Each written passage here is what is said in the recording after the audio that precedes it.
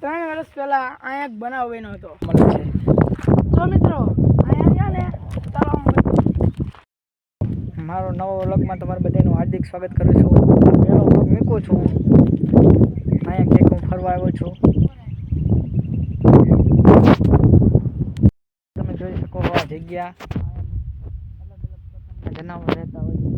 રોજડા છે, શિયાળિયા છે, સસલા છે, હરણિયા છે, એ બધું પણ અહીં દેખાતું રહે છે.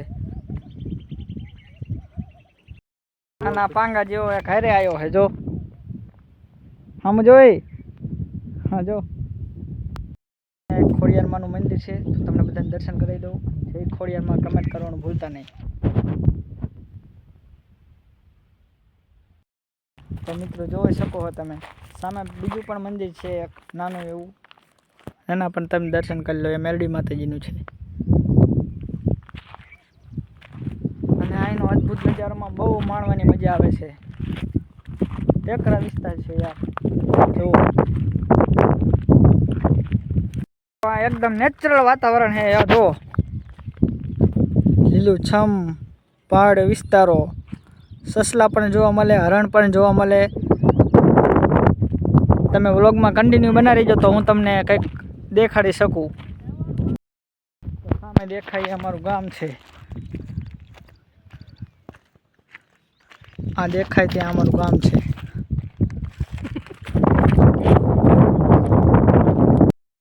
કીધું એ પ્રકારનું આ બધું છે. અહીંયા આ તે બધું છે. સસલા પણ ઘણી વખત જોવા મળે છે, હરણ પણ જોવા મળે છે. મિત્રો ઓલા પણ સસલું સામે દોડતું જાય છે. જો આમ જાય યાર, વહી ગયું યાર. મારો નવો વ્લોગ છે, આ પહેલો જ વ્લોગ છે. એમાં તમે મને સપોર્ટ કરજો બધાય. અને તમે જુઓ અહીંનો અદ્ભુત નજારો હું તમને દેખાડીશ. અને સસલા, રોજડા એવી તમામ વસ્તુ જો અહીંથી નીકળશે તો તમને જરૂર બતાવીશ. તો વ્લોગમાં કન્ટિન્યુ જો. મિત્રો એક આ ભાઈ છે, મારો મિત્ર છે, એક વાત કહેવા જાય છે તમને. જો સાંભળો.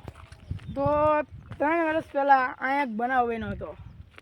3 વર્ષ પહેલા અહીંયા ખોડિયારમાંનું મંદિર છે સામે, અહીંયા દીપડો આવ્યો હતો. એટલામાં રખડતો હતો, સામે બેઠો હતો. પછી આપણે ઓલું ડ્રોન આવે એનાથી ઉપરથી શોટ કર્યો તો આમ દેખાડો મિત્રો, સામે થેટ ઉભા રહે.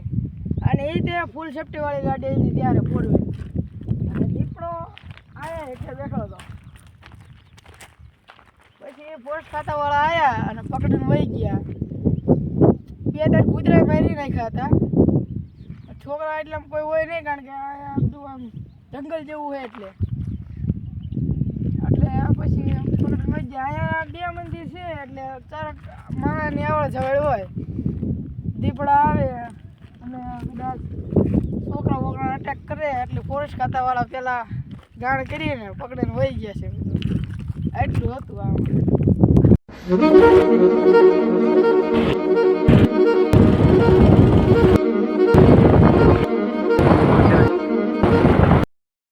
અમે ઘરે આવી ગયા છીએ. અને મારો આ વ્લોગ ગમ્યો હોય તો લાઈક કરજો, શેર કરજો અને સબસ્ક્રાઈબ કરજો. તો મળીએ બીજા વ્લોગમાં. ત્યાં સુધી બધાને બાય બાય.